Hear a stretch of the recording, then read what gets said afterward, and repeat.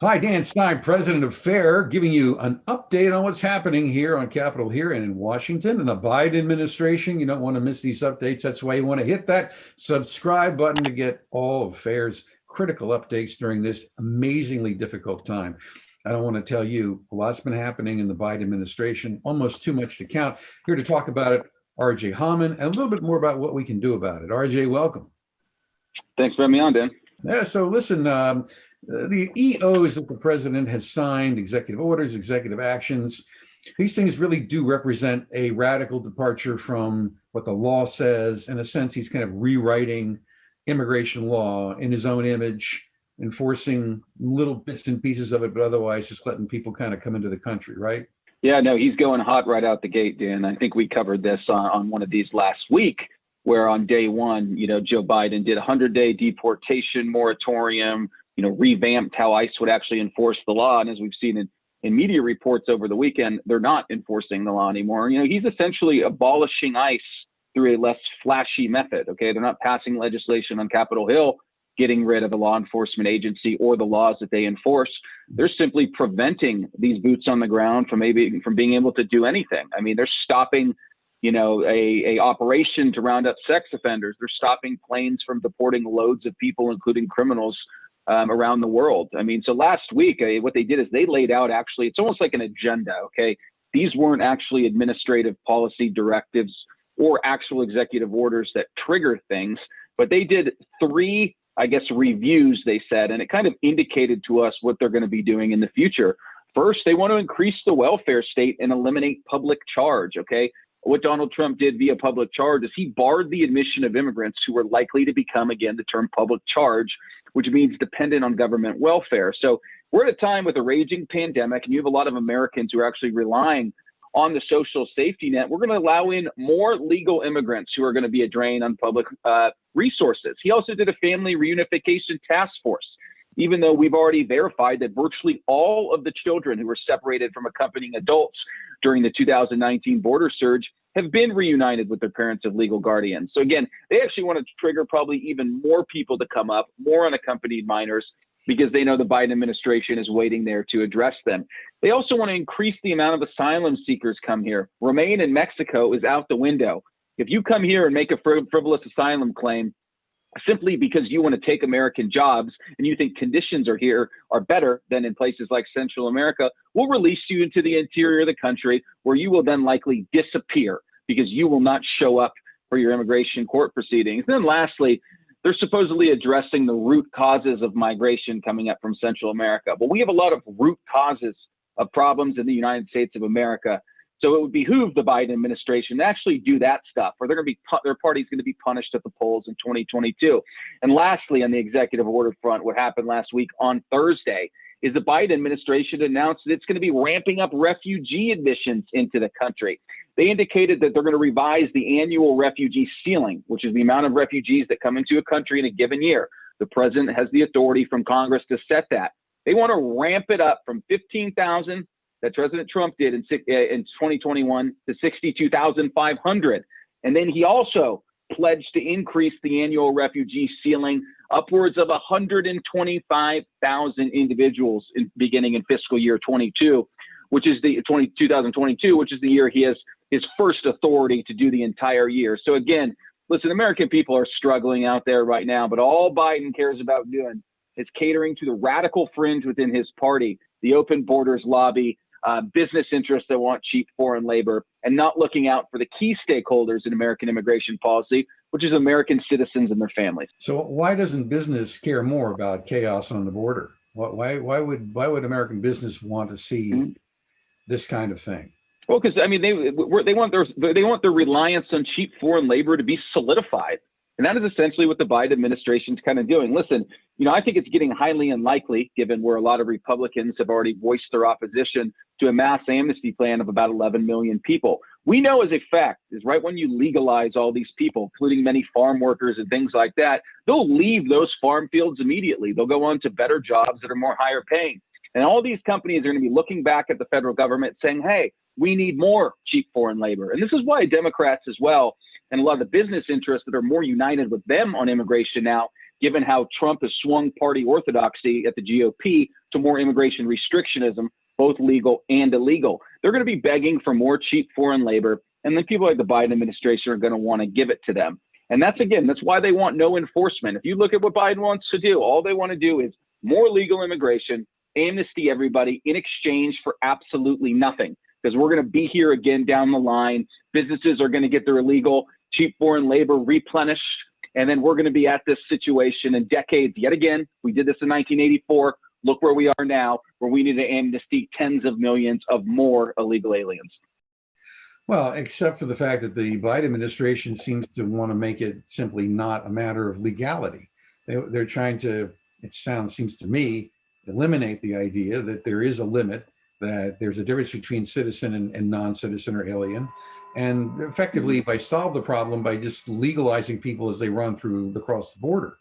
Therefore, you don't have an illegal immigration problem if nobody's illegally here. If everybody who wants to come simply comes in, gets some authority to do so, you solve the problem in their minds. That seems to be where. Well, now again, I mean, we're even going beyond, I'd say, treating them, people that are here illegally or intend to abuse our system, whether it's our asylum system or just cross the border illegally. We're treating them better than American citizens right now. Listen, if you're an American citizen and you're trying to travel in this country, the Biden administration is wanting you to have a negative COVID-19 test. These illegal aliens, as we're seeing reports that are trickling out, I know Tucker covered this last night, and you're seeing a lot of actually ICE enforcement officers who are being micromanaged by a bunch of lunatics from Washington. They're leaking this information out. We are having people that come here illegally that we simply release into the interior of the country. They didn't come up from Honduras, Guatemala, or El Salvador wearing a mask or staying 6 feet away from anybody. We simply catch them here at the border, or they even turn themselves in because the coyotes and human traffickers told them exactly what to do. We release them into the interior of the country without a COVID test or anything like that. So we're treating people who are abusing our laws, undercutting our entire system. We're treating them better than American citizens. Okay, when it comes to COVID-19, that is simply ridiculous, and it shows the American people where the Biden administration's priorities lie. But as you kind of mentioned, how do people get involved? Where's the AFLCIO on this? Where are the unions? Where are the natural constituents of the Democratic Party who care about American workers?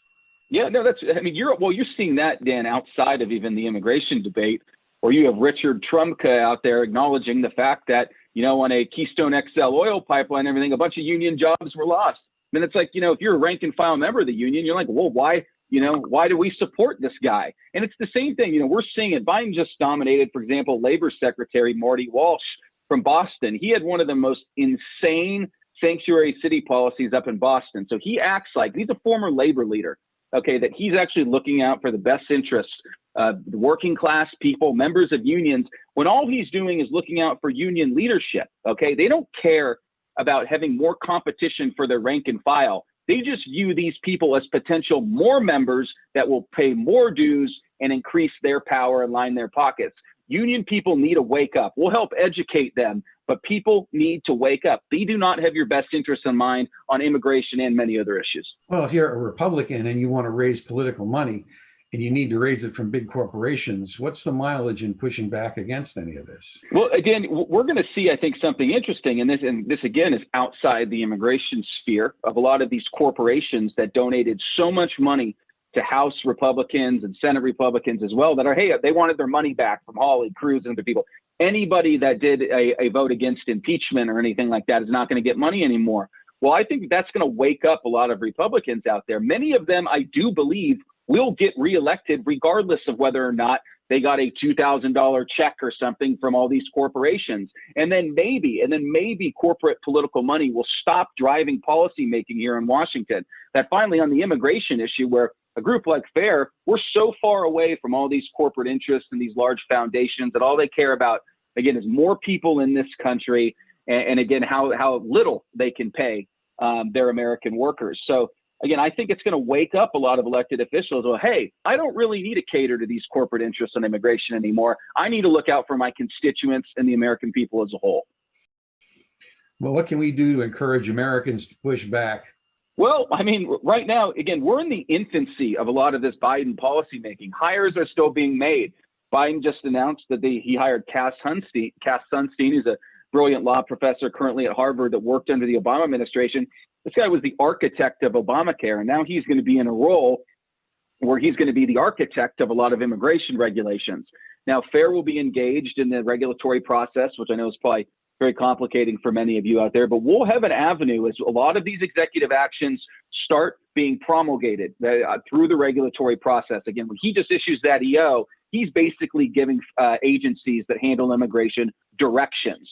And then from there, groups like us can be engaged, and groups like us too, and our legal arm early, and other people around the country, like state attorney generals. We've seen this with Ken Paxton down in Texas. They'll be suing, we'll be commenting, and we'll need your guys' help on that. So once the process kind of starts, okay, where we can start public commenting on these things, you'll be receiving emails from FAIR about how you can make your voice heard. We'll hold your hand along through it, explain points that you can make and how you can be engaged in the process. And then lastly, Congress has a lot on their plate right now. They're dealing with COVID relief, and FAIR's been fighting hard on that. We're pretty confident at this point that there will be no amnesty or any checks for illegal aliens as part of that COVID relief package. They'll actually be helping people like you and your families out there, which should be a no-brainer.